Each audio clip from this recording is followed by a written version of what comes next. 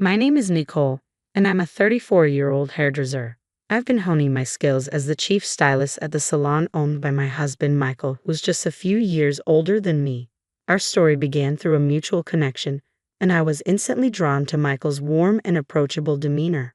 4 years ago, we sealed our bond in marriage. However, there's a significant player in our lives. My husband's mother, Victoria. Divorced during Michael's junior high years, she proudly raised him single-handedly. While I admire her strength, Victoria's unwavering belief in her authority over Michael's life can be suffocating. When we tied the knot, she insisted on asserting her opinions on everything from the wedding arrangements to our choice of honeymoon destination and even the decor of our new home. I had my own dreams for our special moments like the wedding ceremony and honeymoon, not to mention our future abroad. Yet whenever I dared to voice my desires, Victoria swiftly shut them down. Even Michael's attempts to mediate were met with her firm assertion of dominance, often accompanied by the reminder of her role as his mother. It's like tossing pearls before swine, as the saying goes. You don't need such an extravagant wedding dress. Honestly, if you're behaving like this now, I shudder to think about our future together. What kind of upbringing did your parents give you? With those words, she not only dismissed my preferences but also insulted my parents. It left me anxious about what lay ahead. My parents, ever the voice of reason, suggested, take a moment to reconsider. I'm deeply sorry for my mother's intrusion. Her behavior was uncalled for, but I am committed to building a happy family with Nicole. I'll do whatever it takes. Please will you bless our union? Michael's apology was sincere, and in that moment, both my parents and I felt assured that he would stand by me in the years to come, and so we decided to proceed with the marriage. From the wedding ceremony to our new home, every decision was dictated by my mother-in-law's preferences. At home, my own mother advised, sometimes it's best to concede now for a better future. I understand you're trying to maintain harmony with your mother-in-law, but by yielding now, you're actually positioning yourself to collect on her debt in the future, leveraging her advice. Reluctantly, I acquiesced, but now, 4 years later, I rue that decision more deeply than the ocean and loftier than the mountains. Michael, can we discuss something about work? I have a junior chamber meeting tonight. Yesterday was a shopping district gathering, and today's another meeting. Last week was filled with dinners and social events. When do we have time to sit down and talk? Isn't every event part of your business? I'm not criticizing. You sound like you're complaining.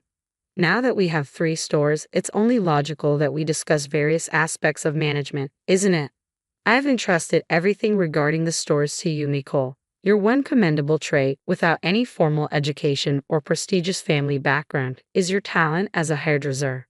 Thus, it's only natural for you to focus on boosting sales, right? So, why do you act like you need my input? Doesn't that seem odd? Here we go again. 4 years have passed since we launched our hair salon business from scratch. With the successful opening of our 3rd store and plans for a 4th by year-end, it's a significant milestone. However, as our business expands and Michael garners praise as a young entrepreneur, he increasingly regards me with disdain.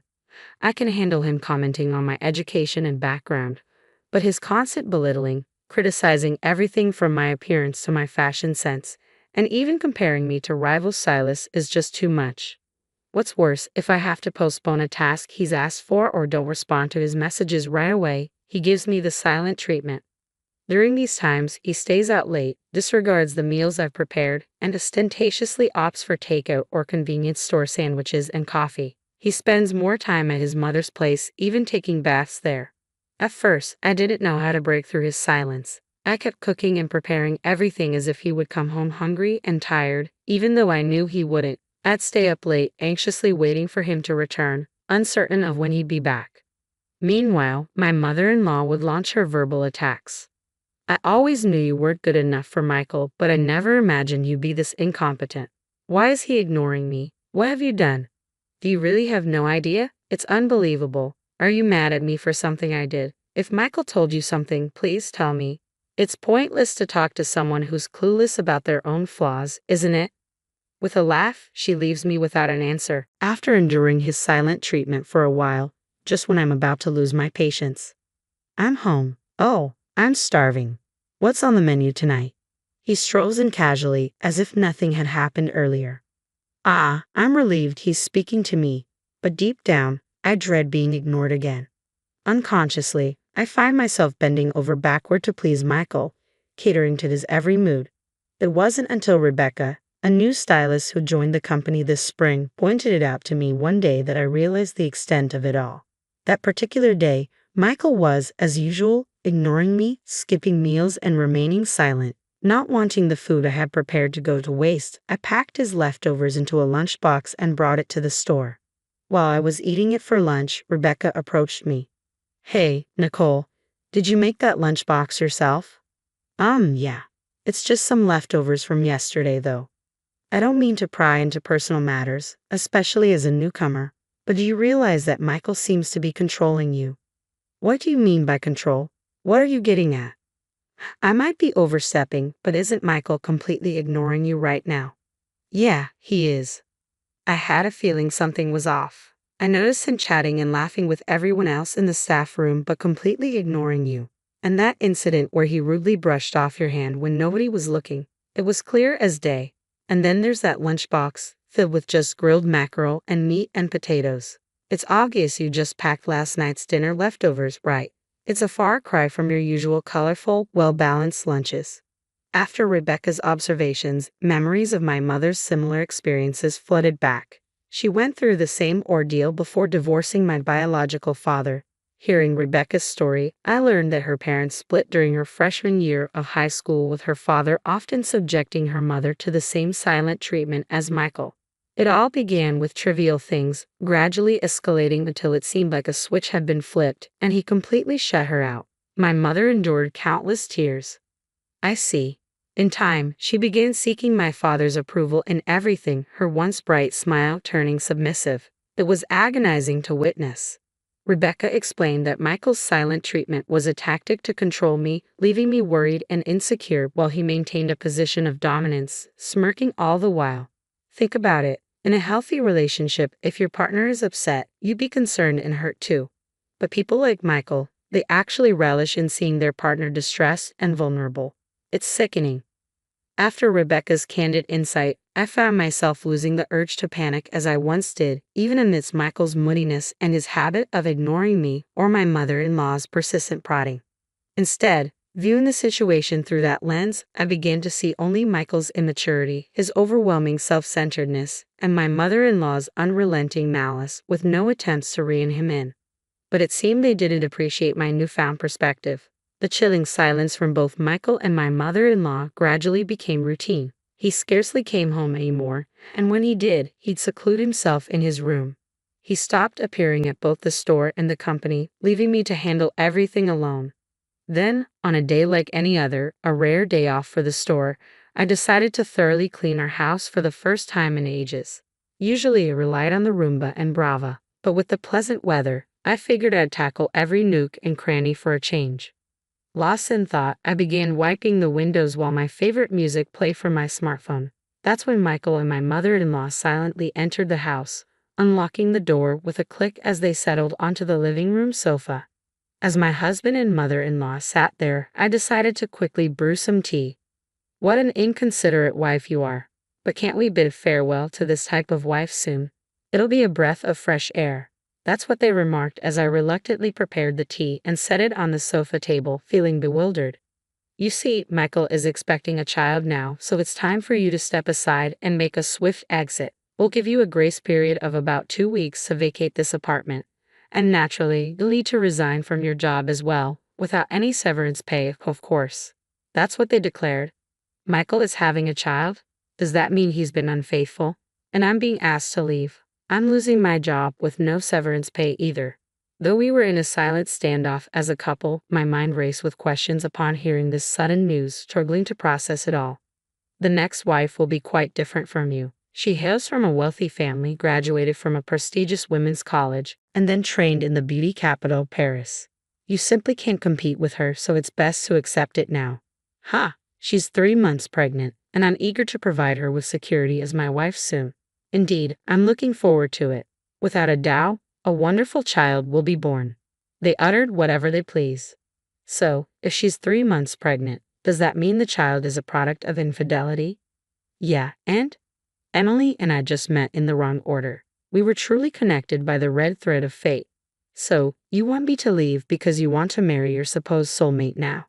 That's been the gist of it. You're a bit slow on the uptake. As I watched Michael and my mother-in-law's nonchalant demeanor, a headache began to throb at my temples. Finally, I mustered the strength to request some time alone to contemplate, asking them to leave. It seems it takes time to grasp things with a scattered mind like yours. We understand, they replied before retreating to my mother-in-law's quarters. Left alone, I found myself unable to resume cleaning and instead sank onto the floor. Yet amidst the dimness, I noticed my smartphone's screen illuminating with an incoming call. It was from Rebecca. Rebecca? Oh, Nicole, are you at home right now? Yeah, I am.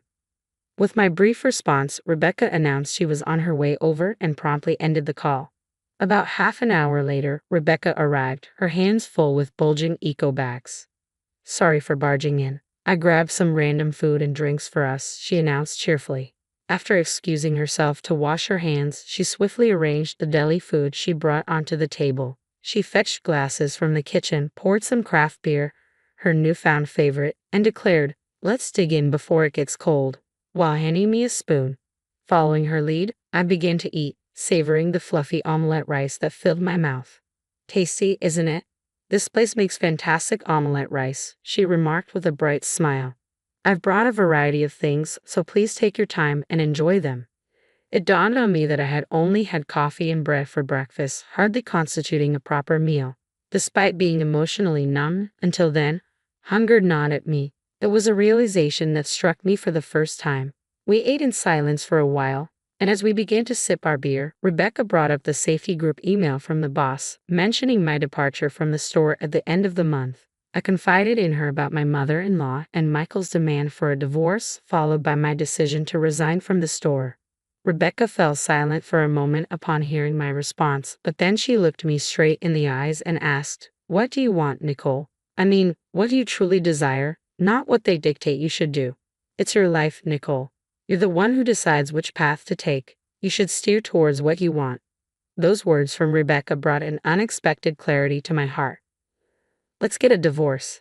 There's not a single reason why I should remain with Michael and his family. I want a divorce. I want to start afresh, I replied resolutely. Michael had given me a 10-day grace period, but once I set my plans in motion, everything proceeded smoothly. With few personal belongings, I swiftly packed them into boxes provided by the moving company. I entrusted Rebecca with handling my belongings at the store, preferring not to face Michael until everything was settled. Simultaneously, I engaged a lawyer recommended by an acquaintance to draft documents demanding alimony and property division from Michael. After several property viewings, I signed a contract for a new place. Once the move was complete, I had the lawyer send documents to my mother-in-law. Shortly after the letter arrived, my inbox flooded with line messages and emails from both my mother-in-law and Michael. Deciding to address matters formally, I proposed a meeting at the lawyer's office. As I waited at the lawyer's office, my mother-in-law, Michael, and a young woman entered, all wearing smug smiles. When the lawyer inquired about the woman's identity, my mother-in-law spoke up, introducing her as Emily, who would soon become Michael's wife after our divorce. They appeared delighted. Unfazed, I simply asked if they would agree to our demands. Without hesitation, they agreed, viewing it as severance payment. "Consider it compensation for your future," Michael added kindly. They handed over the specified amount in cash, sealed in a bank envelope. I completed my section of the divorce papers, stamped them, and handed them over, bringing the process to an end. As we parted ways, I made it clear that I would not assist them in any way in the future, no matter what happened. "So, this is your last desperate plea." "Okay, get it, you're upset. No need for the sarcasm," Emily retorted before they all exited the office, laughing. These days, I'm thriving as a top stylist at a bustling salon in the city center. Rebecca, who's been by my side since last month, is the same Rebecca who helped me see the truth during that crucial moment at the lawyer's office. I wasted no time in finding a new job, leveraging my past accolades and online recognition to secure a position swiftly. Thanks to this, I can live comfortably without relying on the consolation money or property division. Plus, I've started seeing someone I met at a joint training session with the sister store of my current workplace. Each day feels remarkably liberating and stress-free. So, When's the next date? Hey, don't tease your elders. Rebecca stayed on at Michael's salon for a while after I left. Ultimately, I convinced her to quit immediately. My decision was twofold: to safeguard Rebecca's reputation as a newcomer, avoiding any perception of impatience or lack of cooperation, and to shield her from any potential targeting by Michael and his mother, knowing she was still my friend. Reluctantly, Rebecca remained at the salon, and from what she's told me, the aftermath of Michael, his mother, and Emily was akin to a roller coaster drama. Emily strutted into the salon after my divorce, brimming with confidence as the new top stylist and field manager, but her reign was short-lived, lasting only a single day. The male staff member who had previously worked under me turned out to be Emily's classmate. Unaware of this, Emily made a grand entrance at the salon, accompanied by Michael, boasting about her Parisian training. "Wow, Emily, I thought you must be some extraordinary talent since you claim to have returned from Paris. But here you are," Thomas remarked. Thomas, what are you doing here?" Emily asked, taken aback. "I could ask you the same. I'm genuinely surprised. You were always struggling with the written tests, constantly getting reprimanded by the teacher. How did you, Emily, who barely made it through, end up in Paris?" "That's not true, is it?" "Don't make up stories, Thomas," Emily countered defensively. Well, don't you need a French hairstylist license to work in Paris? When did you suddenly become fluent in French like a native speaker?" Thomas persisted. "Well, I studied at university, didn't I?" "University? Wow," Emily replied, somewhat flustered. The Emily who once claimed to struggle with English during elective French conversations at beauty school found her disguise completely unraveling. A heated argument ensued between Emily, Michael, and Emily's mother-in-law, who rushed onto the scene. Things escalated, leading to a call to the police. The ensuing chaos prompted staff members to leave one by one, draining the salon of its vitality. Customers began to trickle away, and soon, the business hit rock bottom. Forced to shut down 2 of their stores, they attempted to salvage what they could at the original location, but it was too little too late. Last month, they were forced to close down completely. That must have been incredibly challenging. It was, but because of that, I was able to present my departure from the company as due to business circumstances, making the job interview process here much smoother. I'm glad we're working together again, but why did you choose this salon? Naturally, it's to learn directly from Nicole's expertise. Got it. I'll make sure to train you thoroughly. Sometime after Rebecca changed jobs, a letter arrived from Michael and his mother, delivered through the lawyer handling our divorce. It seemed they had no other means to reach me after I severed all communication, and even my parents staunchly refused contact. The letter droned on about how they had been duped by Emily, revealing that she wasn't pregnant after all, and that her entire background was fabricated. Emily had absconded with everything valuable, leaving Thomas in the lurch shortly after they lost the salon and the apartment they had used as collateral. The letter concluded with a plea for my help, painting me as their only hope in their time of need. After skimming through the letter, I promptly called the lawyer who had passed it on to me.